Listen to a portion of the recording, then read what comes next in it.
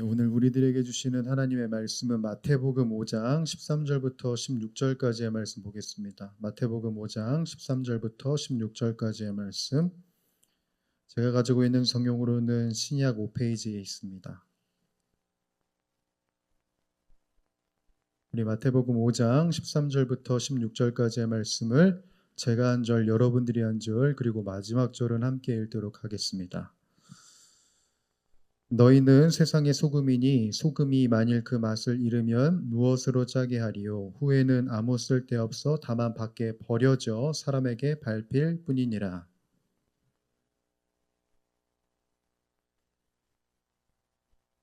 사람이 등불을 켜서 말 아래 두지 아니하고 등경 위에 두나니 이러므로 집 안 모든 사람에게 비치느니라. 이것이 너희 빛이 사람 앞에 비치게 하여 그들로 너희 착한 행실을 보고 하늘에 계신 너희 아버지께 영광을 돌리게 하라. 아멘. 우리 말씀 앞에서 우리의 고백을 하나님께 올려드리도록 하겠습니다. 이 성경은 하나님의 말씀입니다. 이 성경이 말하는 내가 나 자신입니다. 성경이 가졌다 하면 가진 것입니다. 성경이 할 수 있다면 하는 것입니다. 지금 하나님의 말씀을 들으려고 합니다. 아주 진실하게 고백합니다. 나의 가슴이 활짝 열렸습니다. 저에게 말씀하여 주십시오. 아멘. 우리 앞뒤 좌우로 이렇게 인사하겠습니다. 하나님이 우리와 함께 하십니다.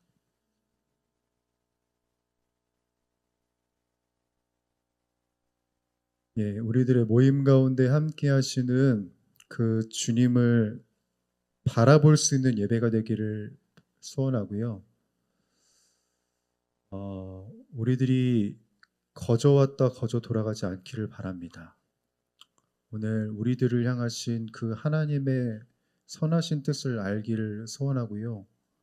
그리고 여러분이 하나님을 어떻게 고백하든 하나님이 여러분을 어떻게 말씀하시는지 그 정체성에 대해서 깊이 알아갈 수 있는 이 시간이 되기를 바랍니다. 요즘 제가 계속해서 묵상하고 있는 한 단어가 있는데 정체성입니다. 제가 전에도 말씀드렸다시피 우리가 정체성이 분명하지 않으면 내 삶의 모든 것이 분명하지 않습니다. 무엇인가 하나 결정하는데 많은 시간과 에너지가 소모가 되고요. 그리고 그 시간과 그리고 그 마음을 들여서 결정한 그것이 나중에는 후회하고 한탄할 것들이 됩니다. 정체성이 분명하지 않으면 그런 일들이 벌어진단 말이에요. 그런데 정체성이 명확하면 그 결정으로 내가 힘들든지 아니면 괴로울지 어떻든지 간에 그럼에도 불구하고 나는 그대로 나아갑니다. 왜냐하면 나에 대한 확신 그리고 내가 어떤 존재인지 명확히 알기 때문입니다. 예를 들어서 좀 제 이야기를 한번 해보도록 하죠. 제 둘째 딸이 집에 온 지가 이제 6일이 됐어요. 딸과 보내면서 이 아이의 특징 두 가지를 발견했는데 하나는 배고플 때 울더라는 거예요. 배고플 때 우는데 밤낮이 없어요. 그냥 자기 배가 고프면 울어버려요. 그러다 보니까 내 아내도 그리고 저도 밤낮이 없는 거예요. 얘가 울면 어떻게든 먹여야 되니까. 두 번째 특징이라고 한다면 이 친구는 변을 나눠서 봅니다. 무슨 말이냐 하면은 이 친구가 잘 먹고 배출을 해내잖아요. 그러면 이제 한 번에 하면 좋은데 한 번 하고 씻기고 기저귀를 채우면 바로 20초 뒤에 또 그래서 불과 3분 사이에 기저귀를 4번을 갈았어요. 대변을 봐서 씻겨주고 왔더니 소변을 해서 기저귀를 갈았더니 또 대변을 싸서 그런 거예요. 우리 부부가 그렇게 지금 6일을 보냈습니다. 그렇게 보냈는데 그렇게 수고를 기꺼이 하는 이유는 뭐냐면 그렇게 힘겨운 그 과정을 기꺼이 보내는 이유는 뭐냐면 우리가 이 아이의 부모라는 명확한 정체성이 있기 때문이에요. 얘가 내 자식이 분명하고 내가 이 아이의 아빠라는 게 명확하기 때문에 이 고진, 이 네, 말도 안 나오네. 네, 이 힘든 육아를 하게 되는 거죠. 물론 이게 괴롭지 않고 힘들지 않다는 이유는 거는 아닙니다. 잠을 못 자고 계속 그 아이에게 신경 써야 되는 것 너무나도 힘든데, 그렇다고 해서 제가 얘 왜 태어났지? 라고 고민하지 않죠. 내가 기저귀를 갈면서 내가 이 짓거리를 왜 하고 있지? 라는 생각 안 한단 말입니다. 왜? 내가 얘의 아빠니까요. 내가 얘의 부모니까 뭐 쓸데없는 걸로 고민하지 않는 겁니다. 여러분, 그래서 정체성이 명확하면 내가 해야 할 일도 명확해지고 내가 나아가야 할 방향성도 분명해지게 됩니다. 그래서 성경은 우리들에게 뭘 계속해서 알려주냐면 하나님과 나와의 관계성을 알려줄 뿐만 아니라 너가 어떤 존재인지를 알려줍니다. 너가 누구냐? 너가 누구다라고 규정을 한단 말이에요. 창세기를 보게 되면 너는 피조물이라고 말씀하시는 하나님의 선포가 있습니다. 출애굽기를 보면 너는 내 백성, 너는 나를 예배해야 할 예배자라는 게 명확합니다. 호세아서를 보게 되면 너는 나의 신부, 내가 사랑하는 신부라고 명확하게 명칭을 하십니다. 정체성을 찾아 헤매는 우리들로 하여금 성경은 늘 말하는 거예요. 너가 헤맬 것 없어. 너의 정체성은 이것이다라고 이야기를 하고 있는 겁니다. 오늘 우리가 읽은 이 마태복음 본문 역시 똑같은 거예요. 우리들의 정체성을 규정해 주시는 말씀입니다. 우리들의 정체성이 뭐라고 합니까? 예수님은 이 5장 13절에서 16절까지 우리들에게 이렇게 이야기를 하시죠. 너희는 세상의 소금이다. 너희는 세상의 빛이다 라고 이야기하시는 거예요. 원어로 보게 되면은 이 시제가 미래 시제가 아닙니다, 여러분. 현재 시제로 되어 있어요. 현재 시제로 되어 있다는 말은 무슨 말이에요?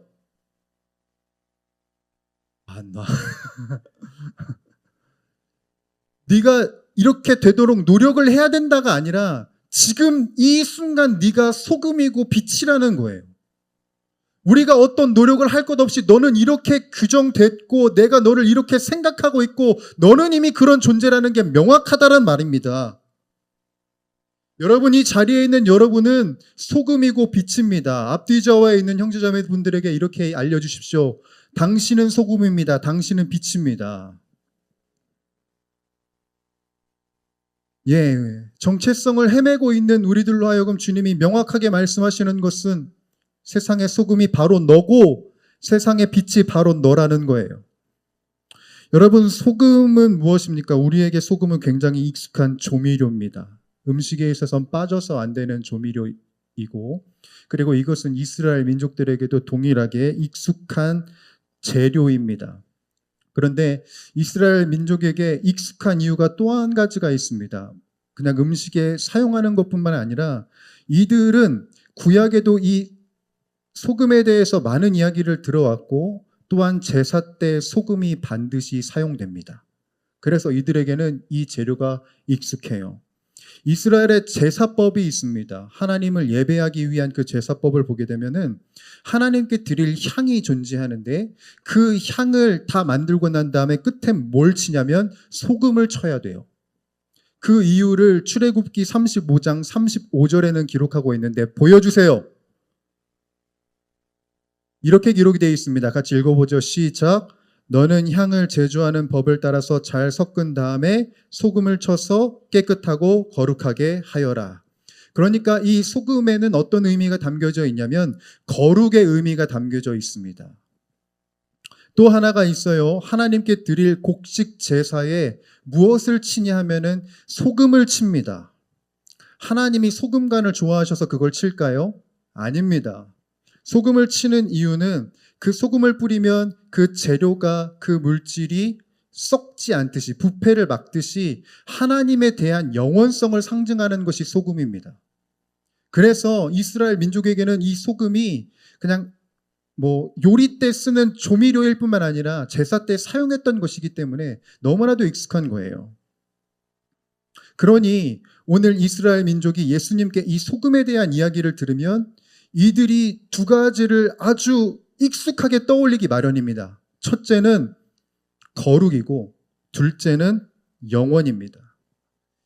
예수님께서 너희가 세상의 소금이다라고 말씀을 하셨을 때 바로 이것을 이야기하고 싶으신 거예요. 너희는 이 세상에 소금, 거룩이 있어야 되고 영원히 있어야 하는 자들이다. 무리와 제자들이 반드시 갖고 있어야 할 것이 뭐냐면 거룩과 영원을 소유하고 있어야 된다는 겁니다. 여러분, 그렇다면 질문을 드려보죠. 여러분이 알고 있는 거룩은 어떤 것을 의미합니까? 거룩이 뭐예요? 구별됨. 예. 또 뭐가 있습니까? 네.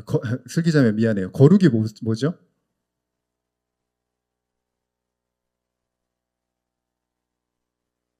예. 거룩은 히브리어로 보게 되면은 카도시라고 하고요. 아까 말씀하셨다시피 구별됨이라는 의미도 있고 잘라냄, 분리라는 의미가 있습니다. 이것을 거룩이라고 말해요. 그런데 거룩의 목적은 잘라냄, 분리의 목적이 아니라 궁극적인 목적은 뭐냐면 그것을 구별하고 그것을 분리해서 하나님께 드린다는 거예요. 그러니까 내가 거룩하다라고 이야기한다는 것은 내가 하나님과 연합된다라는 의미가 담겨져 있는 겁니다. 영원은 무엇이냐? 영원은 내가 수명이 네버엔딩이라는 의미가 아닙니다.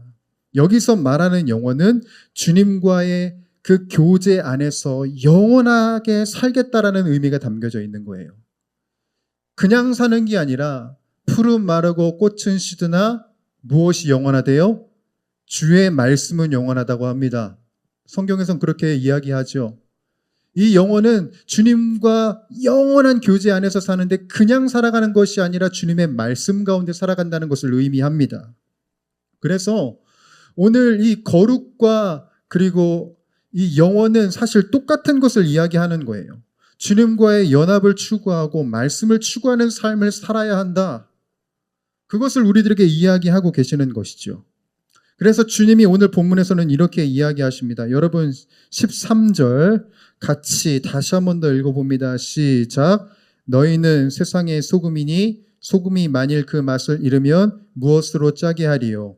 후에는 아무 쓸데없어 다만 밖에 버려져 사람에게 밟힐 뿐이니라. 주님이 이 13절을 통해서 무엇을 이야기하고 싶으신 거냐면 성도는 거룩과 영혼을 잃으면 안 된다고 이야기하고 싶으신 거예요. 이게 1차적인 겁니다. 얘들아, 너희가 이 세상의 소금인데 너희는 그 맛을 잃으면 안 된다.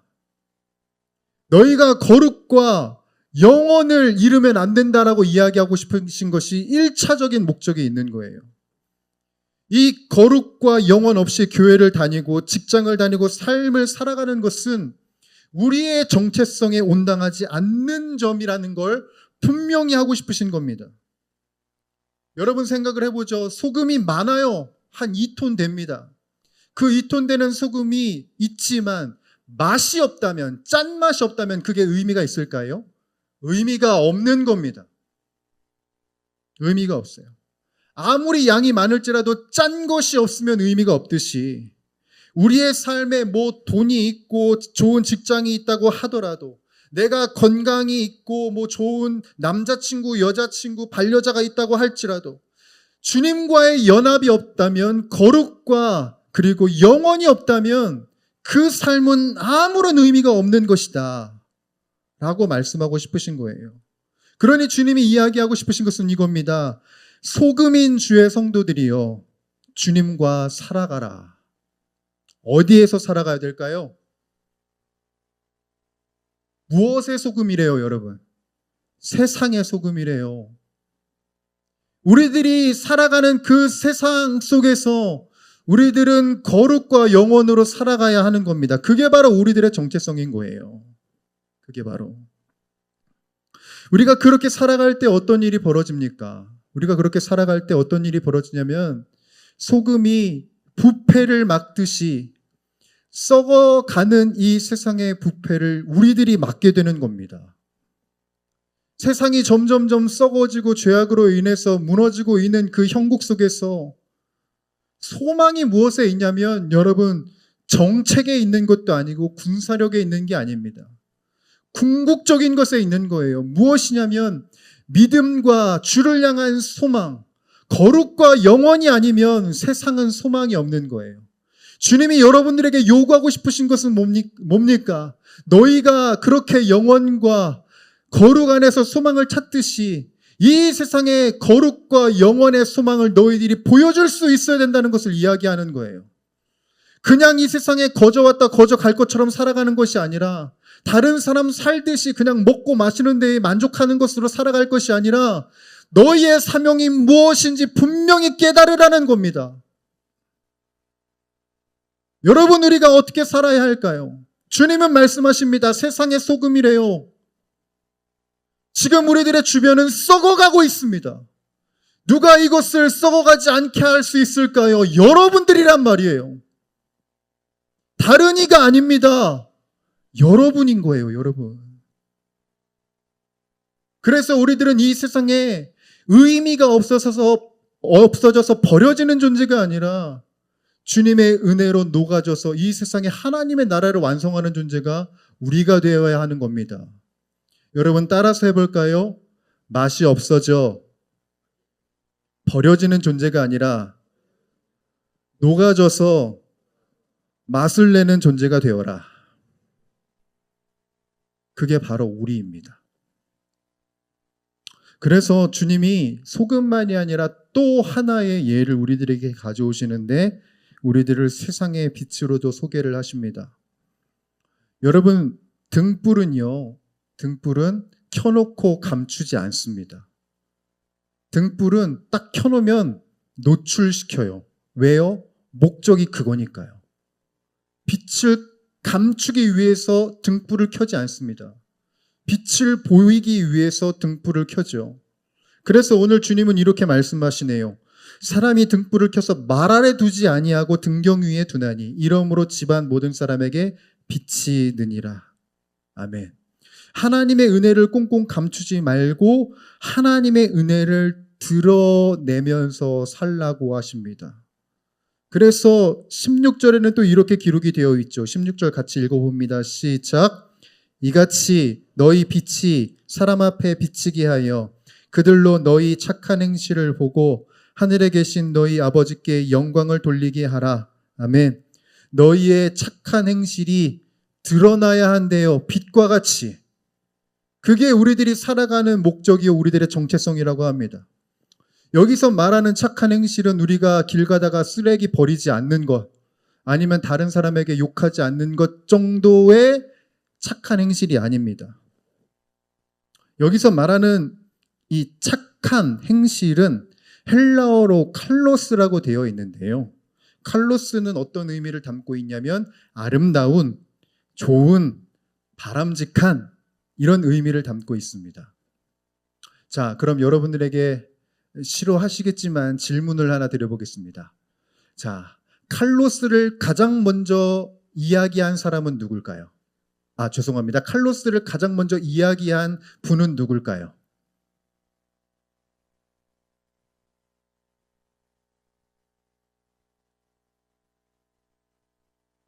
예. 칼로스를 가장 먼저 이야기한 분은 누구시냐면 하나님입니다. 여러분, 창세기를 기억하시죠? 창세기 하나님께서 태초에 천지를 창조하십니다.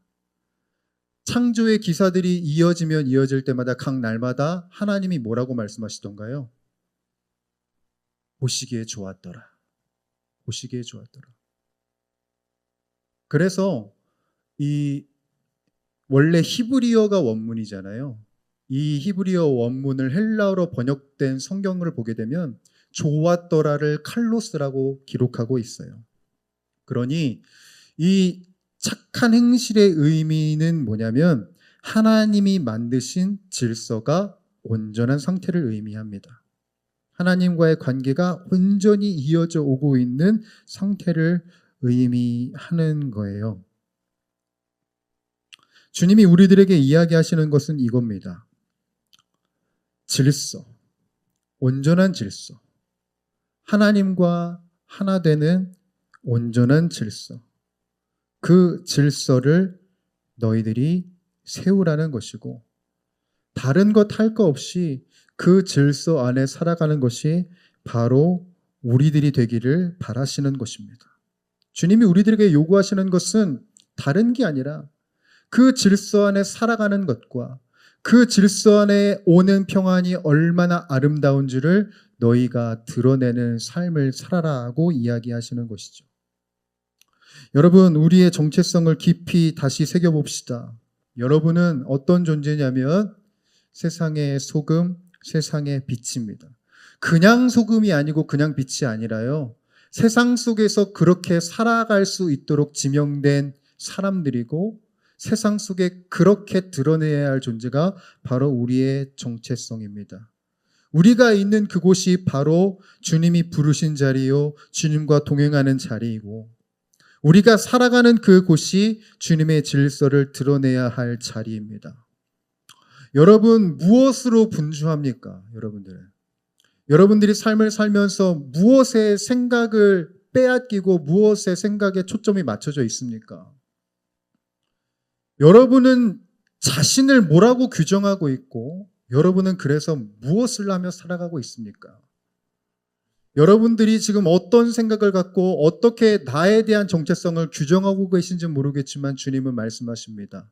너희는 세상의 소금이고 세상의 빛이다. 그러니 이 명확한 정체성을 여러분들 안에 새겨 넣으시고요. 이 정체성 안에서 정체성으로 정체성을 드러내며 삶을 살아가고 그리고 이 세상 속에서 승리하며 나아가는 저와 여러분들이 되기를 간절히 소원합니다. 이제는 더 이상 헤매이지 마십시오. 주님이 말씀하셨고 주님이 명하셨고 주님이 그렇게 여러분을 세우셨습니다. 그러니 헤매이지 마시고 주님의 부르심을 따라 신실하고 아름답게 걸어나갈 수 있는 저와 여러분들이 되기를 주님의 이름으로 간절히 축복합니다. 기도하겠습니다.